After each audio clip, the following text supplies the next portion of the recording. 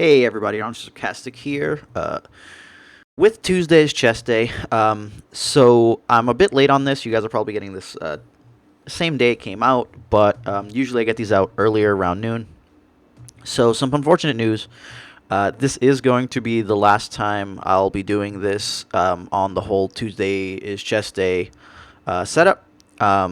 It's become a not a hassle because I liked doing this for you guys. Um, it was too separated. For any of you guys that know, or for those of you that don't know, I'm part of another group called the Hyperloops, and we do stuff for Star Wars Destiny. That game has recently died, but we have a website, thehyperloops.com, and at least I'm gonna be switching more to a what games I'm playing and information on them type if I continue with the website. But in general, I plan to continue with the YouTube as well as the Twitch. And this was just kind of too separated. We didn't have like a Twitch for this, the email, and then I had to like bounce back and forth. So I'm gonna, in general, be moving stuff to there. I'm going to be scaling back pretty, I guess the word's heavily on Legends of Runeterra. I still plan to do these recordings once every 2 weeks for the patch notes. I'll probably do a separate one of these for each of the kind of region cards that we're getting with the new update before they go live with the actual Legend of Runeterra and finish up the beta. So what I'm going to do is at the end of this, I'll send out the links, or I'll have should have them like pop up for going over to the Hyperloops channel if you want. If you don't have a subbed over there, sub there. You can follow along. I'll still put these out like I said for the patch notes, and I still plan to play the game. And some sad news, but I'm running on my own now, right? And I just don't have a ton of time with the school stuff to actively be putting in hours of gameplay. Like today, I didn't actually finish up until I think like 6 o'clock or something. It's currently 8:51 here right now, so then it's spend time with the fiance and yada yada. So sad news on that regard, but we do have the patch notes that came out today. Most of you guys know them by now, so I'm going to kind of talk about my thoughts and kind of where I expect things to go from here. And I'll be going over the Sejuani set of cards as well as the Maokai set. In general, the cards are coming from the runeterraccg.com webpage. I had never seen the page before, but they had all the stuff. They had a breakdown on the cards. I didn't read those because I wanted to come into this with my own thoughts. I hadn't actually seen most of the cards yet, but that's that. I'm not going to go with the breakdown of each of the cards on the patch notes or the expeditions. I'm going to switch to this cool picture, though, to talk about stuff because it's much easier to kind of see. But in general, they do talk about Ezreal and Karma being on the watch list. As far as the way they play, the concern is that Ezreal's not really playing his own game as much as deny the opponent's game and then combo win out. And then Karma, the concern is that she can do too many ridiculous things by going into the late game. Comeback kills or one-turn kills that they're really just not sure if it's meta warping or not. So they're just going to monitor the two of them for now and kind of see how stuff's going. So let's get the show on the road. I'm trying to think if there's anything else relevant that I've been doing. I just had those games that I posted for you guys. I haven't played anything else since. Yeah. So jumping straight in, Draven is getting an adjustment on his regular side. So instead of I struck twice with a spinning axe, which is kind of hard because you got to hit twice. So if you played him on 3, you'd pretty much have to do it 3 and 5 if your opponent didn't attack. It's now I've struck with 2 total spinning axes, which means if you do both of them in a single combat, you're going to be good to go. So if you play Draven on 3, get it, swing, they don't block or whatever, you get another one. It's like, okay, cool, I have 2. You could decide to jam both of them at some point during your next combat and get the level up. So Draven getting the level up like that is actually just really, really nice. It's useful to him as overall. I think Draven in general was always a pretty good character because 3 cost, 3/3 quick attack is really well statted, and if someone kind of went over the top with health or anything like that, doing the spinning axe to go and win that fight, or making one of your other guys win a fight that they were just short of winning, is really, really relevant. It's kind of like understated how good that spinning axe can be when you can just dump some other card into a +1 and make a trade that was supposed to be inefficient for you efficient. The only dilemma is when you do that and then you kind of get blown up by removal, right? Like if you played like the Arachnoid Sentry and then there was like a 4/4 blocking it and you pumped it and then it died to like a Mystic Shot, like it was just real bad. So I think the Draven adjustment's really nice for him as overall. Hopefully he gets some usage in some decks that just don't want to kind of get those additional cards or like Mega Rush. Maybe he'll get some regular usage. One of the biggest ones I'd probably say is this Yasuo change. They've given Yasuo the additional health. The 4th health on Yasuo was so huge. Like I can't talk enough how important this 4th health was. So you would just there in general there were just too many cards that did it, right? Like if a 2-drop 3/2 attacked, he couldn't block and win that fight. And like there were a lot of 3 combat units. Or let's say Demacia went War Chefs into Laurent Protege, I want to say it was the 2/4, and then challenged him. It was a 3, and it just beat the Yasuo. And it's like, okay, this doesn't feel great either. And overall, the way that he normally wanted to play, if you were trying to get the level up moderately easy, was you had to play it with Noxus. Like you didn't have a relatively large choice of how you wanted to kind of make that deck set up. So that one additional health is huge, because now we went from having a bunch of removal spells to just kill him to now pretty much being relegated to like Thermo and like Vengeance type stuff, because you used to have the 5-cost Shadow Isles card. Like in my mind, I just want to call it Drain Life, and that's just not the name. That dealt 3, that drained 3 from a unit. So that just kind of messed up Yasuo's too. It was just really unfortunate. So this 1 extra health is going to be a major pain in the butt. And he gets it on both sides. So if Yasuo gets that flip, he's now a 5/5. And just in general, like I don't even know if the 5th health even mattered for the flipped side, because once you get flipped, you're just in such a crazy spot. But I could see Yasuo decks trying to come out to play now. Even just a 4-drop 4/4 is really good. 4-drop 4/4 quick attacks, pretty strong. And then, just having some stun access or recall access to get like 2 damage in is going to be largely relevant. So it'll be interesting to see what comes of this. But I would definitely want to jam some Yasuo. It's not going to be like the new tier 1 necessarily, but he at least has a shot now of being quite good. So we'll definitely see how that goes. And then making our way down, because I'm just going to go left after this. Drop down, reverse direction, increase speed. Katarina is now switching from the 3-drop 3/2, still maintaining the same stats, but she's going to create a fleeting Blade's Edge. Blade's Edge is the 1-cost spell that deals 1 damage. So that being able to, you play her, you kill a guy is going to be really good there. Or you play her, you swing. Now if something was actually a 4/4, actually I guess a 4/4 wouldn't even block her anyways, because she would hit them and then jump back in hand.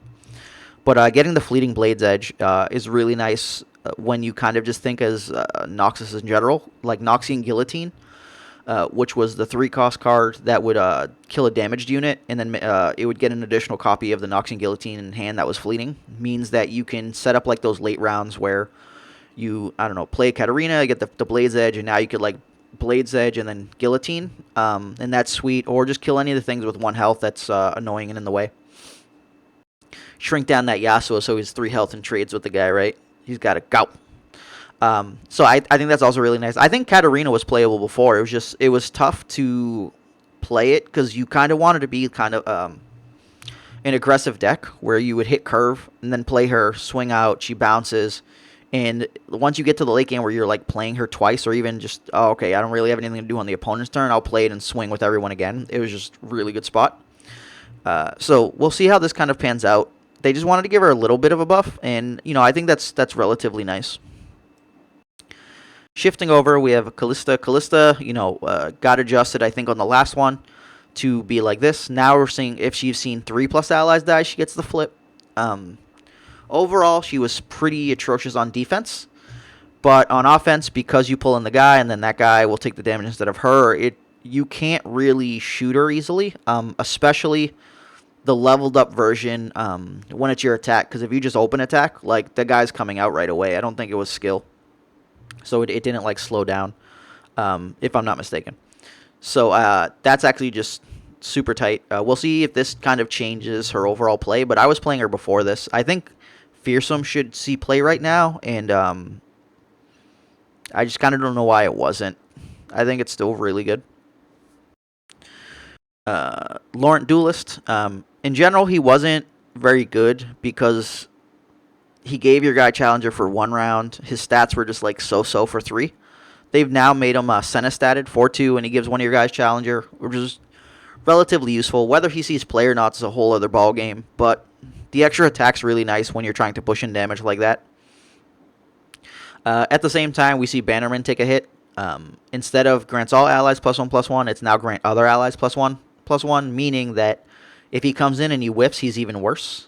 Or I guess there's no real difference, right? But if he comes in and hits, you're not looking at a bunch of 4/4s, or on the second one having 5/5 Bannermans. There'll only be 4/4s at that point, which is kind of equal statted. Meaning if you only had one guy in play and then you Bannerman, you kind of evened out with the expected stats. You just got to pump a small guy. If you have 2 guys, you got +1 over. So it makes sense from an output kind of perspective. Because if you have like the 3 or 4 guys is when you're just going bananas. And I think if you have it at that point, like whatever, you should benefit that. Shifting over, Blood for Blood. Every time that I've seen this card, I just talked about it being way too overcosted. Because like it costs 3, it deals 1 to your guy. If that guy lives, you get a copy of it. Like, okay, like we have a freaking 0 cost card for Shadow Isles that just made a copy, and dude had Ephemeral, right? Actually, now that I'm trying to think about it, yeah, because the 3 cost one made a copy and it was a 1/1. If I'm not mistaken, like it put it in play, or oh god, I can't remember it in hand. Jeez, I should probably go look at stuff beforehand. Sorry about that, fellas. Or ladies and gents, I don't know. But it costing 2 now makes it a little bit more easy. It makes it more easy to stomach. I could actually see you get to a point where this actually costs 1. Costs 1, deals 1 to yourself, makes a copy of the dude. You can copy your champions with this. So, actually, no, I lied. You cannot copy your champion. This is follower. So it's not even like super amazing in that regard. Dealing 1 to get a copy and you paid for it, just like it's really slow. Not getting champions is booty. Complete and utter booty. Alright. Moving down, Starlit Seer. Wasn't a very good card. You had to cast spells to get the pumps. Now it's a 2-drop 2/3. It just gave it an extra health, so it's kind of more useful overall. This is probably going to be largely beneficial in Expedition, where it can, block off a 1-drop and survive. Everosian Trapper, we get the 2/2 to a 3/3 adjustment. The Enraged Yeti is a 1-drop 5/5 for any of you that aren't aware of it. So now he's moderately statted, and he says within the next 3 draws you're going to get a 1-drop 5/5. So it's just like, okay, you know what? Like I wasn't going to play this as a 2/2, but I would be fine playing this as a 3-drop 3/3. He's already regular statted. He doesn't give me any benefit right away, but he gives me a cheap big guy. I'd be interested to see if like Yetis see any more play with this, but it just seems unlikely. But overall, I could see myself running this. The Noxus Freljord deck that puts a bunch of big dudes in play could potentially see some of Rose and Trapper if they just want to get in the cheap guys, because where it will matter is for the Trifarian. The Trifarian lets you draw a card for each 5 combat guy you have in play. So having Yetis means you could like play Yetis or play multiple Yetis potentially, then play the Assessor and draw multiple cards. Especially if you hit like a Hearthguard at some point, like you could just be drawing stacks of cards off of it, which is sweet. And Assessor actually gets an adjustment too. We'll reach it sooner than later. Cat of the Arm, 2 small statted, 5 cost, 5/3. It's had the same issue Yasuo did. It would just kind of like die to all sorts of removal and trade with 2-drops. He gets the 1 extra health now, a little bit easier to survive, because 3 is kind of that big number in this game. Whereas like once you get the 4 health, you survived a lot of things. And still same effect, give supported ally +3/0 and overwhelm, and like overall that's a pretty good ability. There's some crazy stuff where if you have like Lucian and Senna's and you get like the double strike, if you Kato the Arm overwhelm it, you're gonna like ruin someone's world, because you can't block. you can't block those guys if they're like 7 combat, right? Like that guy, whoever block it's gonna die. You're gonna overwhelm past it. You're gonna smash them again, so they're gonna have to like kill that unit. But yeah, sorry guys, I'm like pseudo coughing, trying to like hold it in. My bad. Weirding Stone, another thing, got the 1 health. Like I said, the difference between 3 and 4 is relatively large. Now you could actually block something with the Weirding Stone and not feel so bad about it. Any of those 2-drop units, you could just decide to stuff 3 damage at some point, and then potentially stop a bigger guy later. But same effect otherwise, just the 1 health. Shady character. So like, I'd say the big thing in this buff nerf has been health. They don't want the removal spells to be largely relevant. So Shady character just gained +2 extra health. For some of you guys, you may be wondering, like, why does that even matter? And it's because this is a skill effect. He didn't come in, play, and copy right away. It would go on the stack. So because it went on the stack, you could respond with Vile Feast, have killed it. He would have done nothing, and then you get a spider out of it. You could have Withering Wailed, Mystic Shotted, Blade's Edge. Like, there were just too many things that could kill him, and he just wouldn't do anything. So, he still maintains the same. He's not super amazing, but the extra 2 health now makes it so half of those spells don't actively work to kill him. Like, imagine you played him and got static shocked. It's just like, Jesus. And last but not least, oh, man. So I just noticed that some of the stuff was cut off. Let me see if I can switch to left full. Sorry about that. So we'll have that fixed up for the next ones. Frenzied Skitterer lost the health, went from a 3-drop 3-3 to a 3-drop 3-2. In theory, this is not relevant whatsoever, except... Oh, crap. I forgot my thing's gone. Whatever. We'll go back. This isn't largely relevant at all until you kind of consider removal. So now you can Mystic Shot the Frenzied Skitterer, because it already had Fearsome. It could only be blocked by stuff with 3 combat anyways. So, like, the 3 to 2 health differential, in theory, was largely irrelevant. It was just that they wanted to give you a better shot of actually being able to remove it. So now if Skitterer shrinks a guy from 3 to 2, you could, like, single combat it. We'll fight. I'll at least kill your guy or trade when I can no longer block with my guy. So it's not hugely relevant in general, but also now Skitterer can't block 1-drop 2/1s and survive, right? So if you have any of the like Omen Hawks get buffed by an Omen Hawk, or wow, I cannot remember the 1-drop 2/1 elusive that goes on the ground after. But this shouldn't be largely relevant to Frenzied Skitterer's kind of life goals, but it also makes it small enough where multiple or a couple one damage spells will also take him out. So that all makes sense. Other than that, like there weren't large differences for lots of these. It was just kind of giving them that health or stat so that they were useful overall. I think they were primarily for like expedition and stuff. But we'll see if the change to like Cow to the Arms or anything make any differences for running that and stuff like spiders. Let's get over to the spoilers right away. So we're going to start with the Sejuani ones. So Sejuani, 6 cost, 5/6. Overwhelm. It's like, okay, slightly understated from an Alpha Wild Claw, so it better be good, right? Play. Give an enemy Frostbite and Vulnerable this round. It's like, oh, okay, play Frostbite.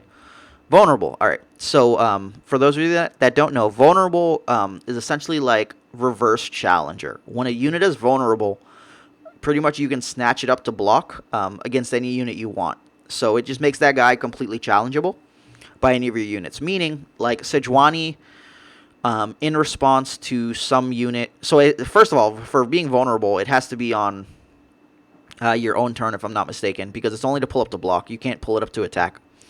I think. I'm like 90% sure on that. So if someone plays, I don't know, a unit like you're doing some, I don't know, you're doing whatever stuff, you like pass for the round and someone plays like a Karma, you're just like, all right, Sejuani, vulnerable, pull her in. My 2-drop's going to go kill her. So the level up, though, is when you damage the enemy Nexus in 5 different rounds this game. This is kind of interesting from the perspective of things like the Cast Salesman, because the Cast Salesman is going to do damage, and if you play it on your opponent's turn, when those little guys die, they're going to do damage there. So instead of Sejuani kind of you having to, let's say, attack on 2, 4, 6, 8, 10 to get the flip, Any of your burn spells that hit face, or any of your guys that would die and deal damage, are going to set up her trigger. So 6-drop 5/6, pretty solid. You know, it's solid enough, right? Like, you can fight and kill a Hecarim, you can fight and kill a Garen, and in general, giving Frostbite there means that you could do stuff with like Ashe and Sejuani.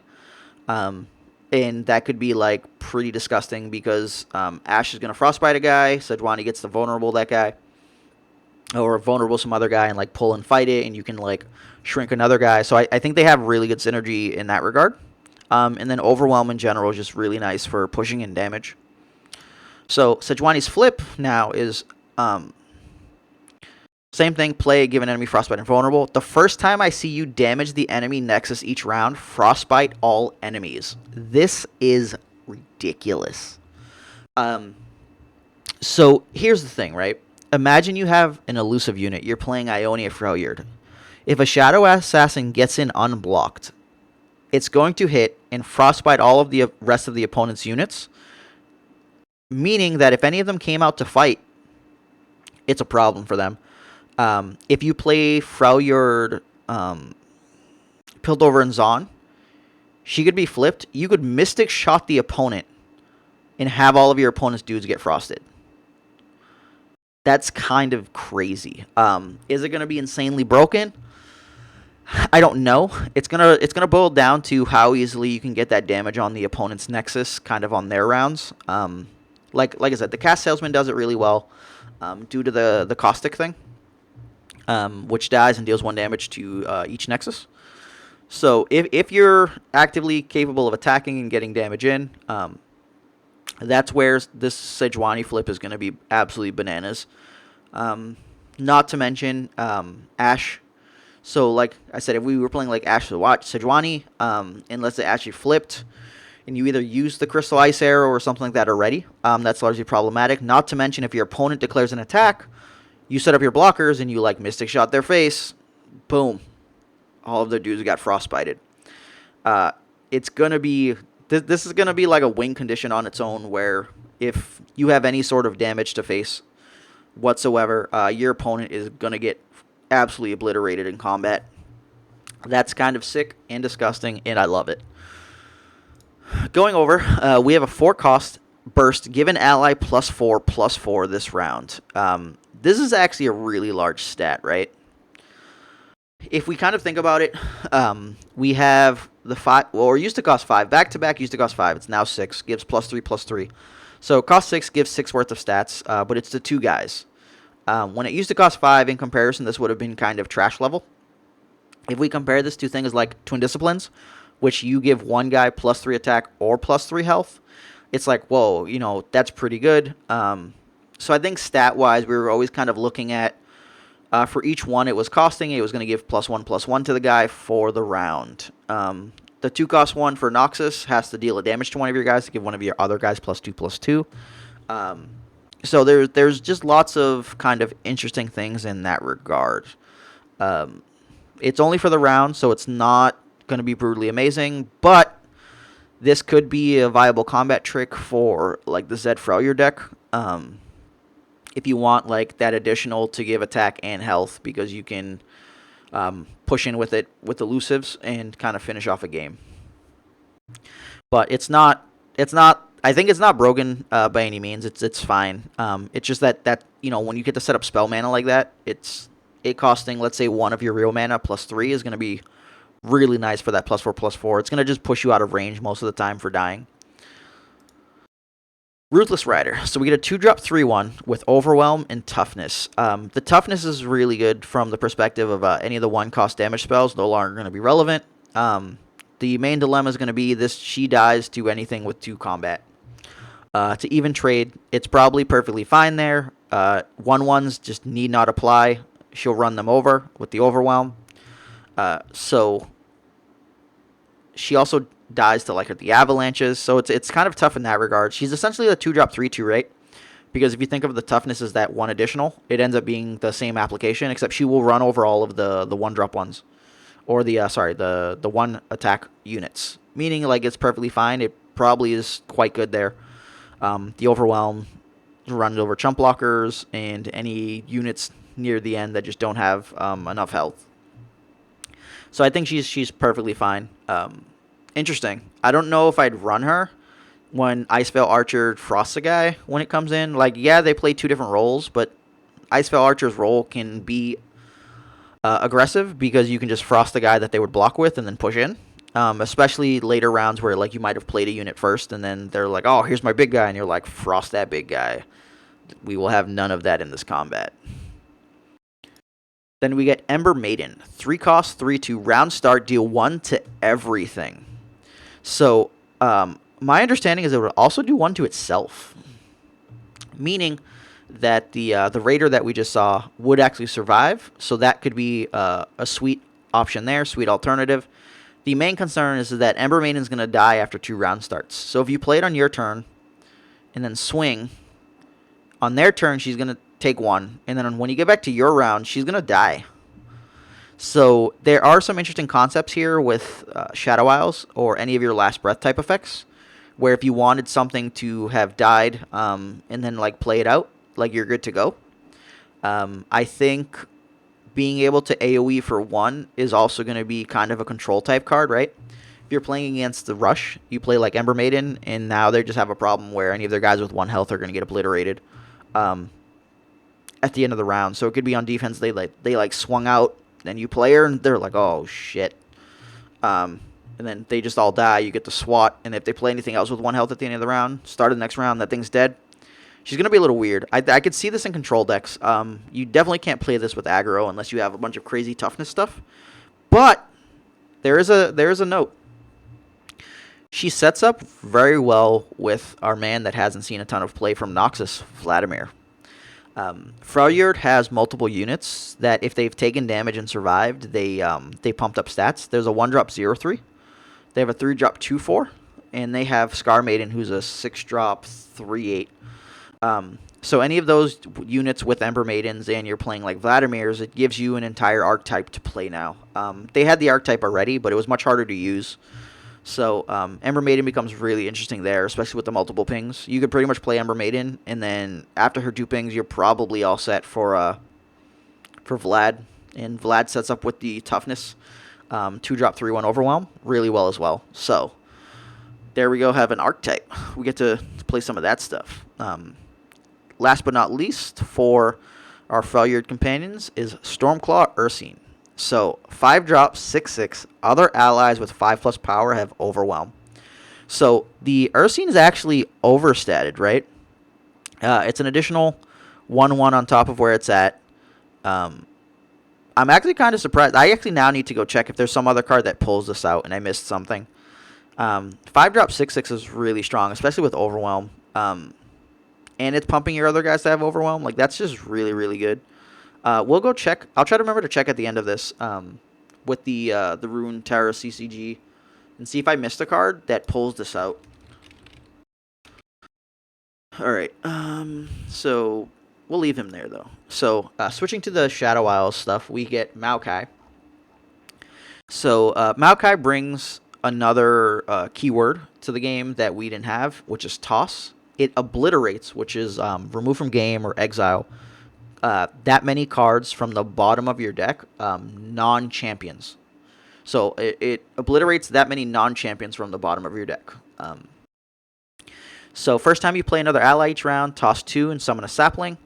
When your units have died or your cards have been tossed 25 times this game, you would flip it. So I'd assume it's 25 units died or cards tossed total. The wording here is a little weird to me. But I understand, like, it's just weird because this is when your units have died or, you know, your cards have been tossed 25 times this game. So, like, it's just like, well, when my units died, it's like, okay.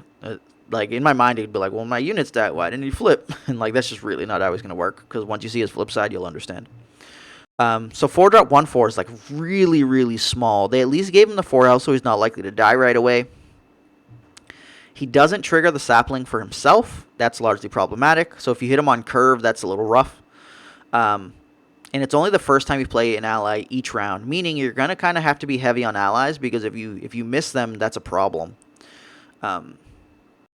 But His flipped side is a 2/5 with regeneration. It's like, wait a second, that's kind of crappy. It is.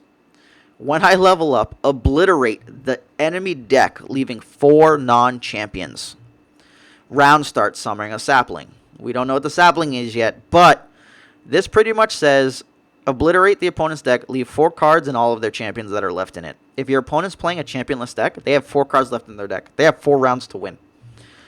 Or they're dead. If they have champions, they get +1 for each of those. But if we get anything else that kind of obliterates from the opponent's deck, I'd assume it's probably going to also just hit non-champions. Because they don't want you to kind of just ruin someone's entire champion game plan. So, but this is a mill win condition, and it is kind of zany. So we now have the sapling. Sapling is a 1-drop 2/1 ephemeral with challenger. So it essentially makes like fleet feather trackers that are going to go away. Or I guess I think Quinn's bird has that too. I forget. Oh my god, I'm so bad with names right now. My sincere apologies. But 1-drop 2/1 with challenger is cool. It lets you like swing in if your opponent doesn't have a big board state, or this is kind of also like a pseudo mystic shot for jamming into a guy. That's actually overall just really, really nice. Sap Magic, 3 cost. Burst, toss 3, heal allies 3. So this is a board-wide heal for you. Also, your Nexus is considered an ally, so this does heal that as well. So if you had a big board, you got to trade efficiently, you could just go and heal them if once you see like a burn spell or anything like that come out. It's really an interesting card. Thorny Toad, 2-drop, 1/4. Last Breath, toss 2 and heal your Nexus 2. I don't really like this guy. 2-drop, 1/4 is not so great. I understand the concept of healing your Nexus, and the tossing 2 is going to be with the deck. But this is not amazing. Like, you really want additional combat. Like, if this is a 2-drop 2/3, you'd be like, alright, cool. 2-drop 3/2 would be like, yeah. Either of those would be fine. The 1/4 stat is just so bad frequently. Like, what do you do, man? Like, you can't trade with pretty much anything from a non-rush deck that comes down that's 2 or later. Like, it just doesn't. It hits. It blocks twice, maybe. Border Guard Lookout? Yeah, go away. You're drunk. Dead Bloom Wanderer, 3 cost, 3/2. When I'm summoned, toss 3, and it has Lifesteal. Lifesteal is just a really strong thing, especially when you kind of consider rush decks or aggressive decks as a whole. So it can trade in, have blocked 3, and gain 3 more. So you could essentially kind of treat it sometimes as a 3 cost, kill a guy, heal 6. That's the way you can kind of think of it, right? Or kill a small guy. When you trade like that. But obviously, if you get hit with elusives and stuff, none of that's gonna work or come down at all. Alright. So I did pull up the thing. I don't see anything at all about our Stormclaw Ursine, so that looked like it's sticking as is. But to be fair, I guess they didn't see everything with it. We just saw the card, so there could be something else with it. Alright, so the last of the list is Overgrown Snapvine. When you summon a follower, kill it to summon an overgrown Snapvine, which is itself. I also think this is kind of funny, right? Because, like, an overgrown Snapvine would be summoned, and it would be a follower, so why wouldn't it kill itself to make another one? Like, realistically, this should probably say, like, when you summon a follower that is an overgrown Snapvine, kill it to summon an overgrown Snapvine, and then it would make sense. So all of your summons would do that. If you play anything that creates additional guys on board, you would get that. If you play any of those cards that would summon the ephemerals onto your board, it does it off of that. If you play with Shark Chariot, it works there as well. Actually, you know what? Speaking of Shark Chariot, he got changed. He was not on that pictured list. I have to go back and I'll pull up the thing, because we definitely need to get that going. 1 second.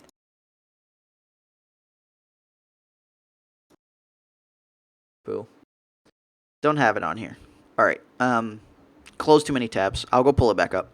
But if you do it with Maokai, because you summon the saplings, they would turn into overgrowns.